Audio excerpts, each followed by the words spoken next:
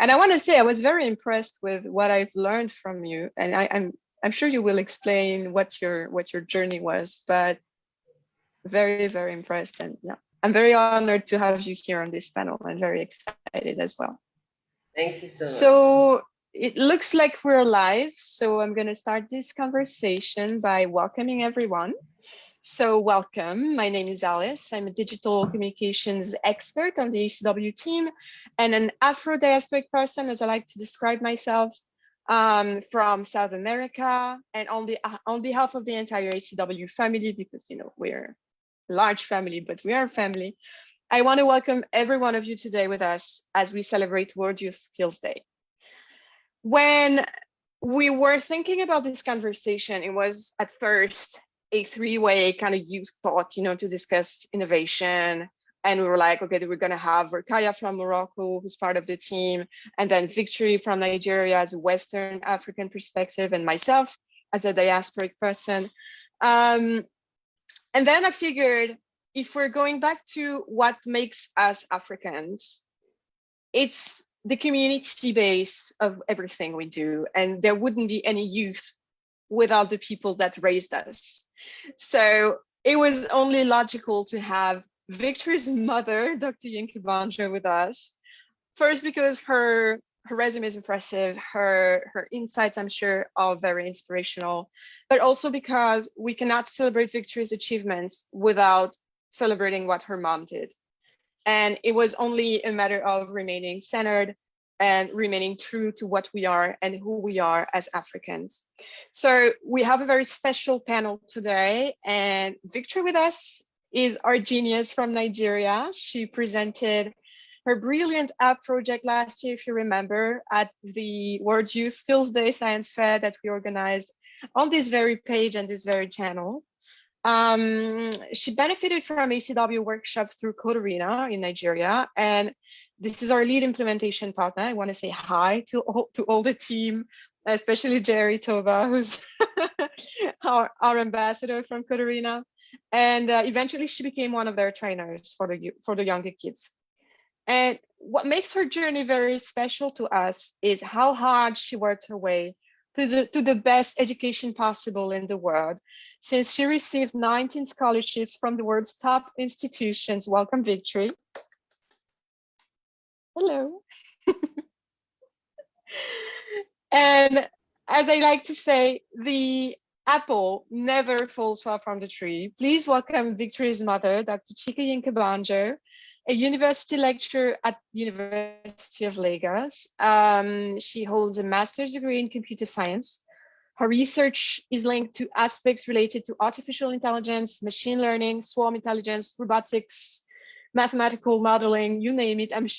I hope my research is correct on this one, Dr. Yinka-Banjo, because I wouldn't like to say stupid stuff.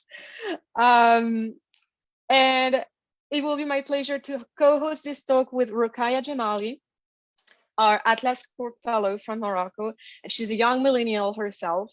She just turned 30. Over to you, Rokaya.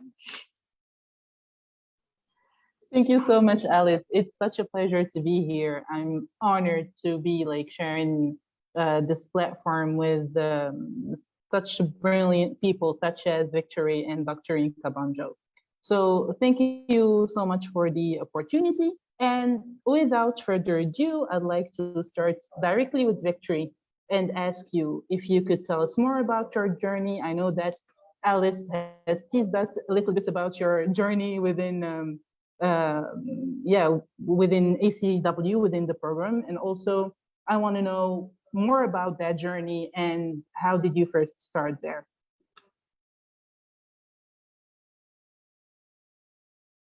Thank you so much for the very, very beautiful introduction and for introducing my mom as well. And I was telling Rokaya before this live started that she's the first Moroccan that I've met.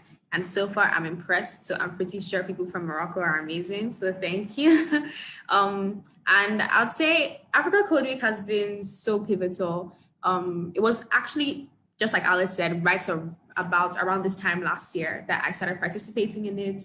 I was on a webinar with a few people, and I was presenting a mobile app that I developed with a team from back in 2019. It's so funny that it's been almost 2 years now because it feels like it was just yesterday. But we used App Inventor to develop this mobile app, which is kind of like Scratch, but is specifically for mobile app development and not exactly just games. So it was a journey, to say the least. You know, the process of going through that, I started out not really knowing anything about coding. And then at the end of the process of that app development, I was fascinated by coding and block-based programming.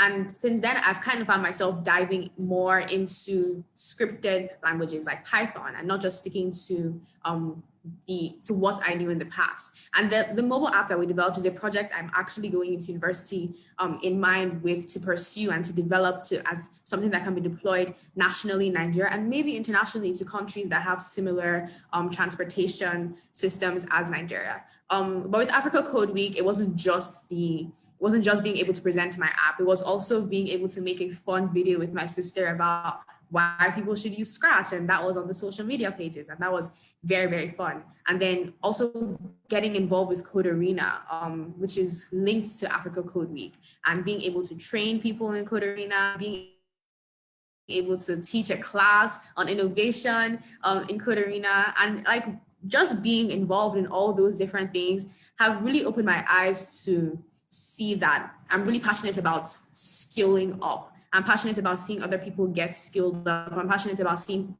other people do projects, especially when it's young African girls like myself. I resonate with that deeply, and it's been a huge honor to be a part of Africa Code Week, to be a part of the cohort for the past year, and to still be here today, to be able to kind of like tell that story even more. And then the African Code Challenge, how could I forget that? The African Code Challenge, I think, started last year as well, or this year. I hope I'm not mixing up the dates. But then I was able to make like a video for the African Code Challenge, an explainer video talking about what the competition was about, a Scratch competition, probably one of the biggest or first Scratch competitions I've actually come across. And I saw the young people who won, who qualified to be top 3 young girls, and I was wowed as well. They did such an amazing job. I think the person who came first was actually 10 years old. And I was like, whoa, look at me, who am I? And you know, we see like all these people coming up and we see them getting skilled up. And I'm really proud of Africa Code Week. I'm proud of the African Code Challenge, of all the things I've gotten to be a part of. And now going into university with, you know, all this knowledge, with all this experience, I'm looking into volunteering in this same space, in this same scope, but not just in Nigeria, in the US, abroad, you know, and I'm excited about that, to kind of like carry on, to pass on the baton, to hand on the baton, to keep the momentum going, to not just feel like, okay, even though I'm not in Nigeria, I'm not in Africa, I shouldn't like dim that light or keep that spark from burning. So yeah, that's been my Africa Code Week journey so far. I wouldn't say it's over yet. I really do hope to be more affiliated with Africa Code Week going forward, maybe during my summers at university. And I'm proud of everything that Africa Code Week has done for people. Wow, this is so this is so heartwarming. I know in the audience our ambassadors are watching, so they will be like, oh my God. Dr. Yinka-Banjo, as a parent, to what extent do you think initiatives like ACW play a role in achievements like your daughter is, in achieving what your daughter is achieving? To what extent this kind of activities, from your parental perspective, what does it play in terms of, you know, educational, part of being part of an educational system? What do you think?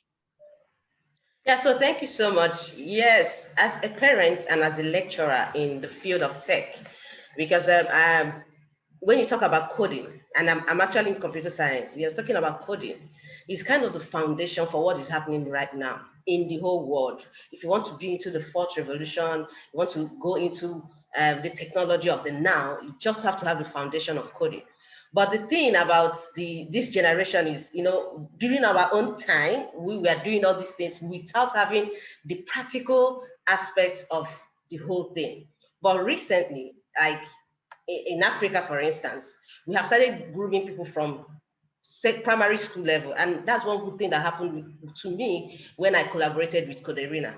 We already wanted to do some programming with the younger generation, like go to primary school, go to secondary school, and talk to them and be able to groom them to writing code.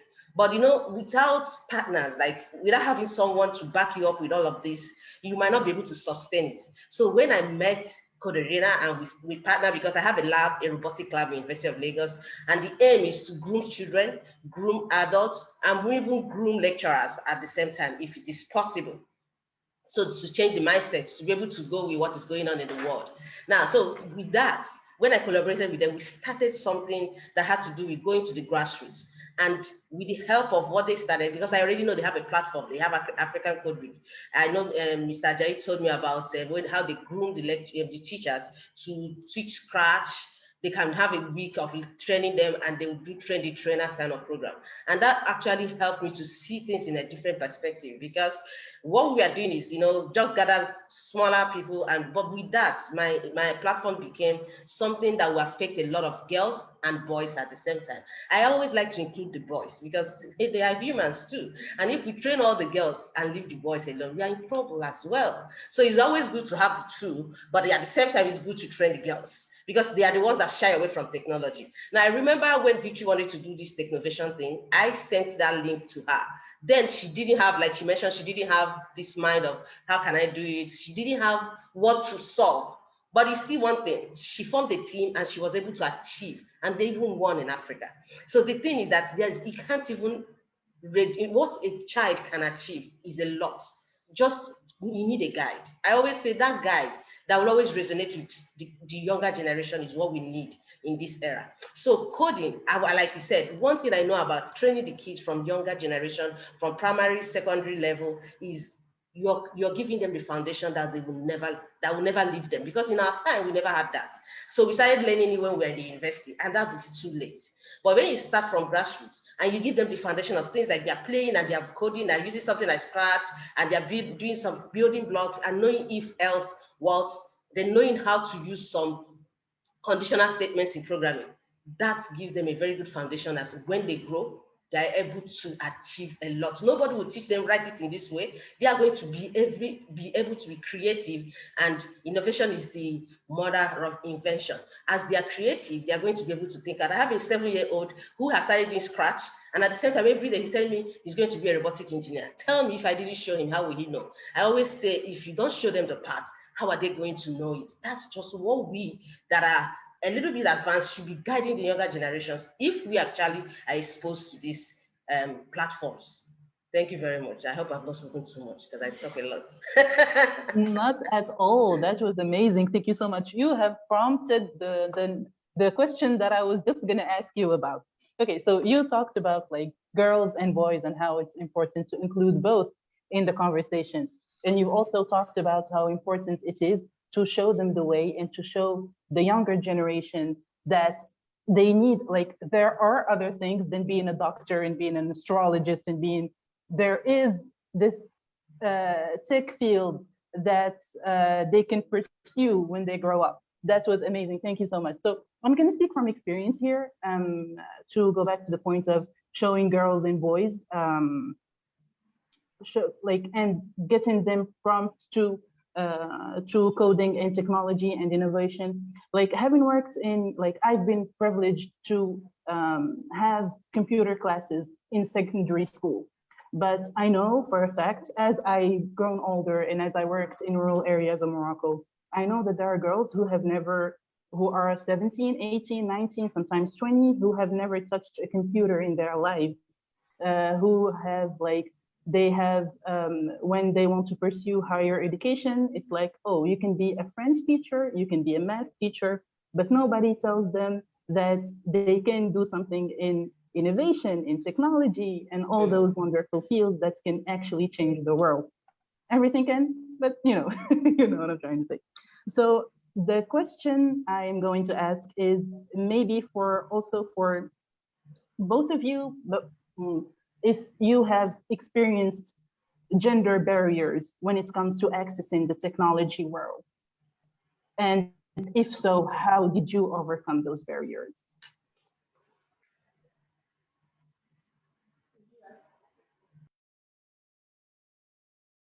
Victory, you want to go first? Okay, so yeah, I think I can go first here. I think the beautiful thing about the generation I belong to and the times I belong to is that I wouldn't even blatantly say that come across opportunities that I have not been eligible for because of my gender. And that's because of the change and the transition that we've shifted into and are shifting into even more. That might not be the same for my mom. She might not have had those experiences where, you know, she would see boys being able to do something and she wasn't able to do them. I think though, even though the opportunities are not limiting for me because of my gender, I think what still needs a lot of work and what is still a work in progress is a mentality that a lot of people carry that society has set for us, the norm, the standard, that certain things are for boys, certain things are for girls. Civil engineering is for boys, biology is for girls, nursing is for girls, mechanical engineering is for boys. And that isn't the case at all. I think it takes a lot of maturity, it takes a lot of exposure to be able to kind of climb out of that mindset. And fortunate for me, I have a mom who doesn't have that mindset and who's kind of instilled on me. So maybe she will be the best to actually answer this. Instead of that, every opportunity that I see, anything I want to be, I can be. I can be a football player if I want to be. It's not a gender biased world, whether in technology, whether in humanities, whether in arts. I've never really felt limited because I'm always finding these opportunities like Africa Code Week that are gender inclusive. I'm seeing things like Technovation. I'm seeing things like just even getting into a school in the US, you don't have to be a boy to be able to get a full scholarship. And there are even a lot of scholarship opportunities for girls. So I'm fortunate enough to say that, and I'm really happy that I'm able to say that. And I hope more girls watching this are also able to say that. With that said, maybe my mom can say something.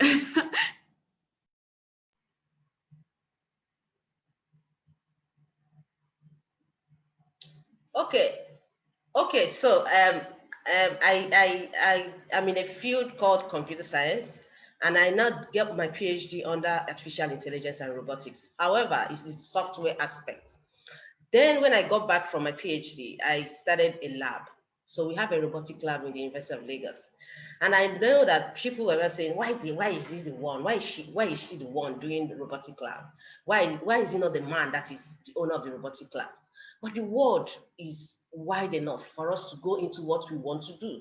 I don't believe in be given a specific thing for men, even though the society have that mentality. But you see, it is for us to help to change it. So I remember having some girls in my department. We were training for a robotic competition, and these girls said that it's difficult for them.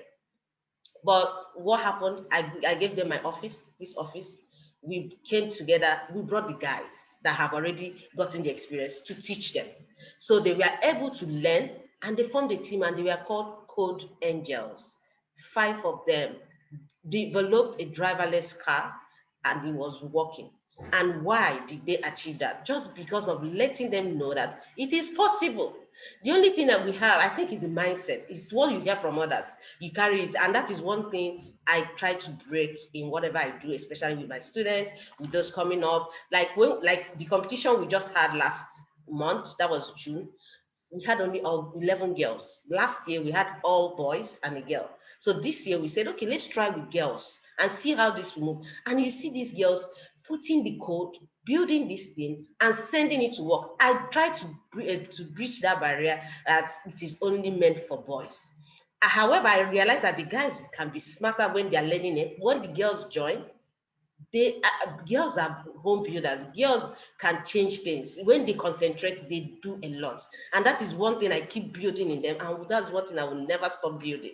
All I know is I will never separate that the guys should be, yeah, this is for you. And this, if a girl has an interest to do anything, especially in this robotic field, they believe it's for guys, but the girls are taking over. If you see why I like them when they work is they put in everything.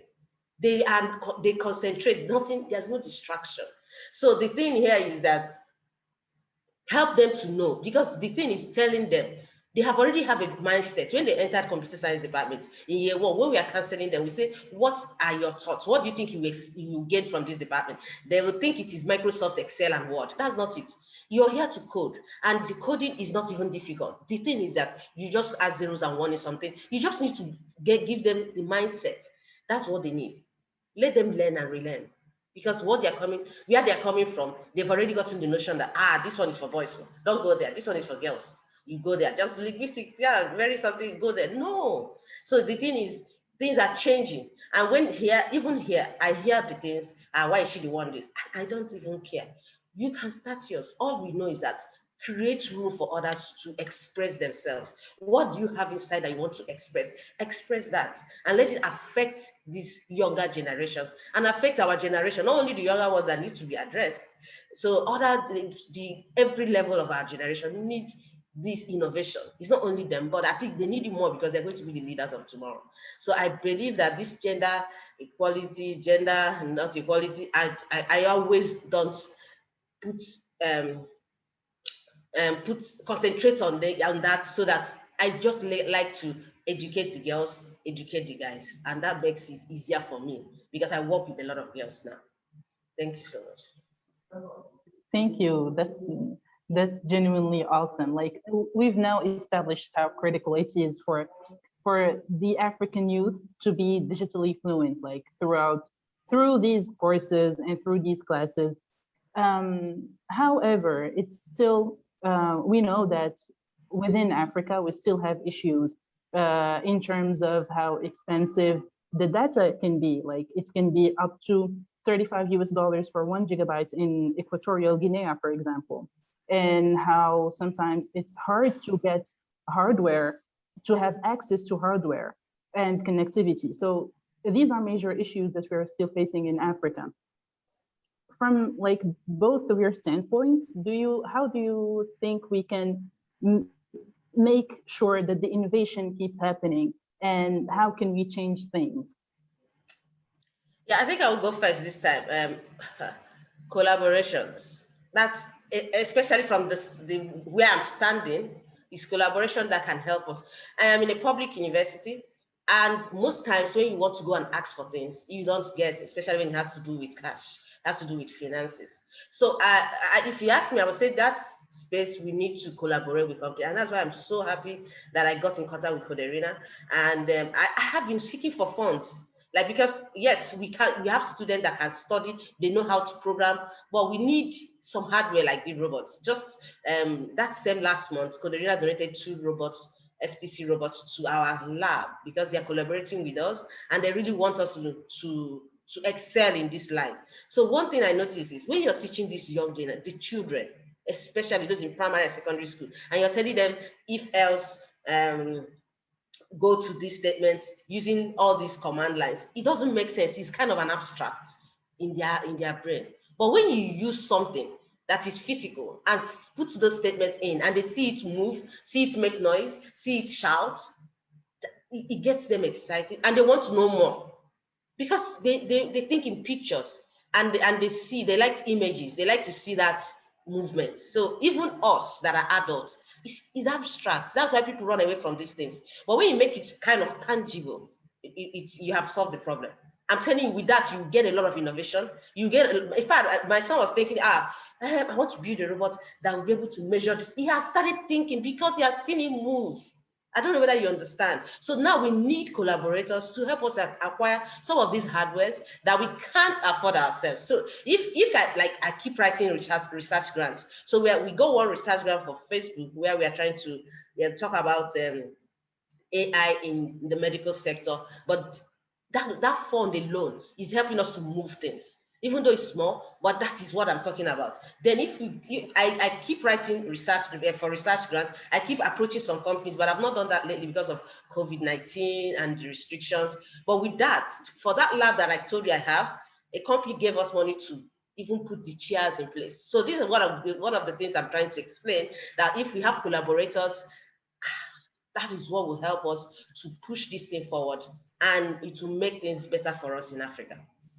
It's interesting because from what you say, I hear that collaboration innovation equals collaboration in some way, because not only on the hardware front, right? But yeah, you as a computer science person would know that it takes multiple minds to make something come alive, right?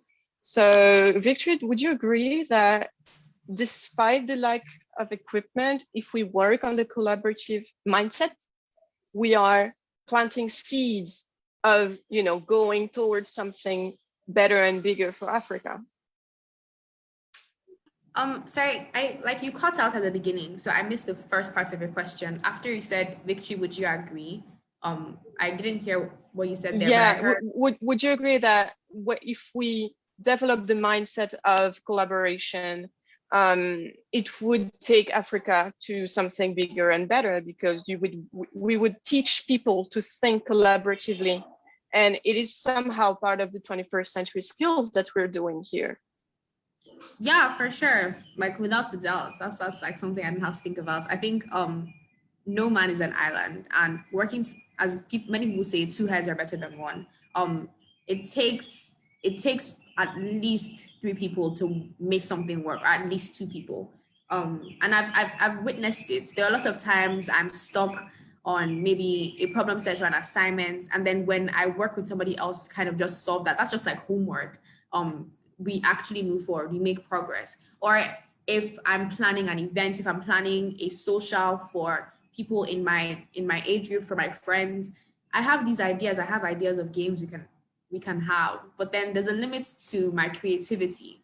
Then when we're just like three people in a meeting, everybody's contributing. So this is not even related to technology. This is just everyday life. This is interactions with people on a daily basis. When you have at least one other person to bounce your ideas off, when you have at least two other people to all bounce ideas off, from each other, there's like something beautiful is formed. There's a lot of creativity going. Collaboration does drive innovation.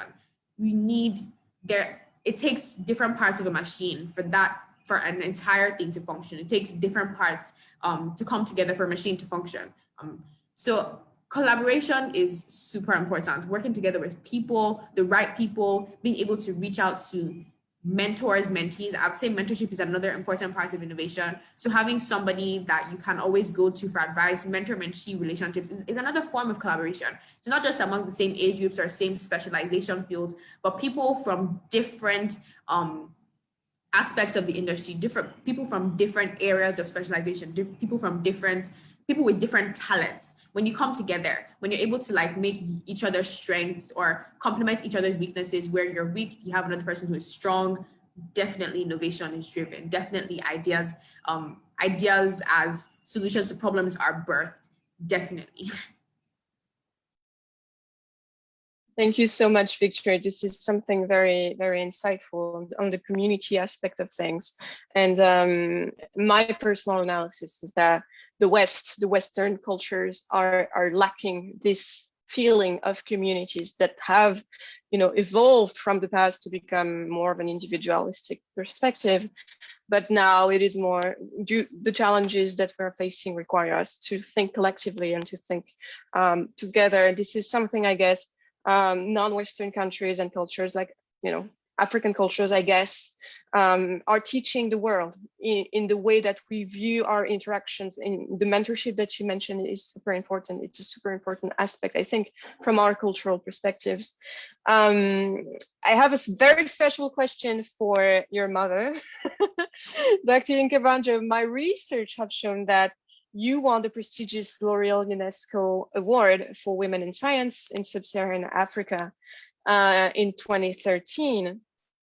And we're talking about this mentorship leadership thing right now, and I think it's a great transition for my question. And when I saw that you were looking to empower and to pass on your knowledge to the young generation as a professor, my question to you would be, since you won that award, and it's almost 10 years ago, but not quite, have you witnessed any change in the gender gap paradigm, most particularly with regard to the African female leadership in technology? Are you able now to tell that the leadership in technology for African women is growing, or are we still at the beginning of the process here? Yeah, so thank you so much for that question. And I would say it's growing. An example. Is it hanging? Hello?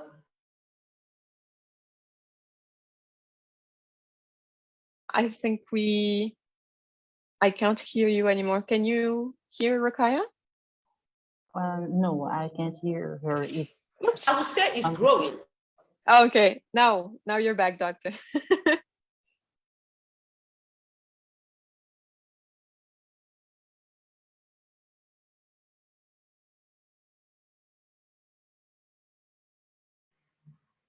Sorry about I that. think Can you hear me? now we can. Perfect. Hello, can you hear me now? Huh? Hello? Okay. Sorry about that. It's the network. Yes, I would say it's growing. It can never be where we were in 2013 right now. So I'm an example. Even in my own little way, I mean, I'm an African. I'm doing a little bit of what I can. So I can say, yeah, it's growing. I've seen a lot. I've gone to a lot of conferences. I went to a conference in Canada where you see a lot of women doing something. There's one girl that is 18 that came from Zambia that spoke. But a lot of things have changed in this space of women being empowered to go into different aspects of technology, and not only technology, even women speaking up, women coming up, rising in Africa, especially. So I will tell you that it's been growing up. I have a couple of friends that have been doing great things in this space, in technology, in data science, in engineering. A lot of women are in that right now. So it's not like we have gotten to the peak, but I would say that the progress has is tangible. It's tangible.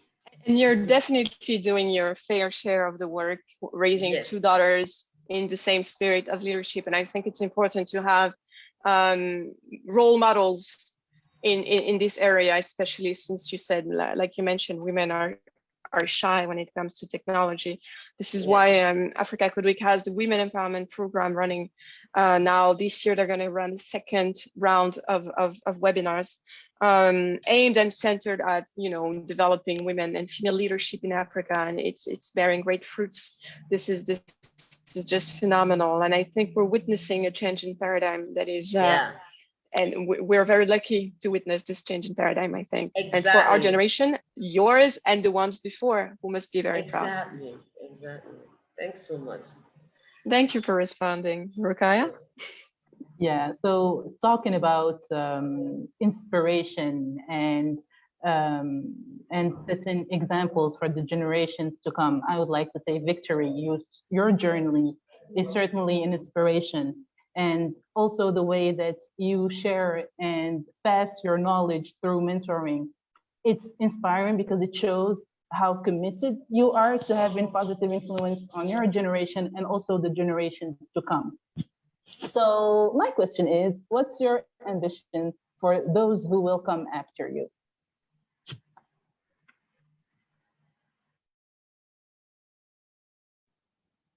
What's my advice? Is that what you said? My advice for those who come after me? Ambition. No, your ambition, my dear. Oh, my ambition, as in what I want for them. Like, just to clarify. Oh, I mean, I think one thing that I would say can be limiting, or one way that I limit myself a lot is thinking that I'm not good enough, and then kind of dwelling on that, or thinking that I can't do something and then living in that space and not moving forward. There's a book I recently read called Who Moved My Cheese, and it talks about change. It talks about being able to adapt to change and wanting to just move on as quickly as possible. As human beings, we're so used to kind of dwelling in one spot when we feel helpless. It's really hard to start something new. It's really hard to start something new, especially when it's the unknown, to face the unknown and to just thrive and keep moving in the unknown, going after a new goal. And that's just the human mentality that we have. I'd say my ambition for people coming after me is to do away with that. It's easier said than done. But just not staying stagnant, staying in motion, being able to keep on moving forward. Like the thoughts about not being good enough, the imposter syndrome, being less than you think you are, will always come. But then realizing it is a skill. It's a habit that we need to develop. Realizing that when those thoughts come, kind of have to ignore them and just keep on going, even when you don't feel like getting up, even when it hurts, even when it's difficult to like even believe in yourself and there's nobody kind of cheering you on. You have to be your biggest fan. And my ambition for them is to get to that level where when nobody is there, because there will be times when it's just you, yourself, and no one else, is finding that inner strength, not dwelling on what has changed, but moving with the change. I really recommend Who Moved My Cheese. It's like a 30-book page, but that book it's a very good mentality shifter, a very short mentality shifter. And it's a self-reflective one that kind of It's allows us such a good book. Sorry, Victor, it's such a good book. and it's so basic, and you wouldn't know that there's so many underlying messages behind it. And sometimes I'll just like remember that book and keep on going. Remember what I read from the book, and I don't want to be I don't want to be a hem. I'd rather be a haw. Like people who read the book will understand. But definitely for them to be able to move with the change, to overcome the imposter syndrome. I wouldn't say you ever overcome it, but to realize when it's kicking in and to keep moving despite it, because you then hit a point where you kind of boost your confidence after you've achieved. And it's not easy to achieve when you're dwelling in the imposter syndrome, but you will get there, and that little booster gets you going for another round of cheese moving, for another round of change. You know, this is super interesting. What you're saying is super interesting, because when I was 18, and that was not so long ago, but still, we didn't have access to this much material on personal development, and that was definitely not a part of what we were used to hearing about. Like you would see someone depressed or someone demotivated at school, they would be like, oh my God, they're just a teenager and they will get through it. It's a normal phase of life. And the conversation on mental health, the conversation on self-help, on self-development, self-awareness, self-care, self-love, that was definitely not part of the vocabulary. And I'm very touched to see that what you have realized and understood at your age is something that I am learning now at the same time, because this material is available to us through technology as well, because this is something we learn online. This is something we hear about on webinars, on Instagram, on stuff. We follow people who are coaches. We follow people who are motivational and inspirational. We have access to that. And I think that when I heard that you were doing some mentoring on the radio for the kids to get the same chances that you got, you are completely in this motion of contributing to the community, because I think community is a strong word in the world that we're living in. And thank you so much, Victory, for sharing these insights. It was great to have you here. As a conclusion, I have not a small one, but we need to stop saying small and, undermining what we say. We have an announcement for you. Since you've been helping us so much and you've been contributing to ACW, and your success has touched us so much, we were so honored to have somehow contributed to your journey. And we're sure that you will always be present within the family, even though you're going to college very soon, which is why the ACW family has nominated you to be the ACW Youth Ambassador 2021. Oh, are you serious? Oh, that's so, yeah. Thank you. So this is a role that is very dear to us. We didn't have one last year because of COVID. The one from 2019 was from Ghana. And we appointed you this year to honor your achievements, to honor the role that you are embodying. You're embodying it right now because of everything that you've achieved. And we are also very proud of you. So we want to keep you within the family. So even though you're going to, I'm not going anywhere. to college, you will have now the power to. So thoughtful. Like, I'm honored always. Thank like you you guys so are so amazing, especially you, Alice. Like, you should be an ambassador because you're just like No. you're amazing. You're really, really amazing. Thank you. No, you are, and we want to give you the means to encourage and to motivate more kids through ACW. So if you want to take this role, we'll be happy to have you with us one more year as the youth ambassador. So I will be in touch with you with more details on this one, but yeah. Yeah, thank you for this. Yeah, of course. I would have had confettis, but I couldn't find them. So here we are. Thank you so much, Victory, for this time that you've spent with us and for this conversation, because I think it's important to have young perspectives on everything that we do. We're not working for the next generation, we're working with the next generation for the generations to come. And you, when I say you, it's we young people. And Dr. Yinka-Banjo, I'm including you on this one because age is, age is how you think. We are including people, and we are not leaving anyone behind. So with the African Code Challenge, with the Women Empowerment Workshop, with all the inclusive activities that we are running, we are trying to reach as many people as possible to make sure that we have an impact on the continent. And so thank you for being part of this conversation, celebrating how youth skills actually have an impact on our day-to-day lives and how we need to upskill the youth to make sure that our continent gets a chance, just like anyone else. So thank you so much, Rokaya, for co-hosting this one. Do you want to say a few words of conclusion?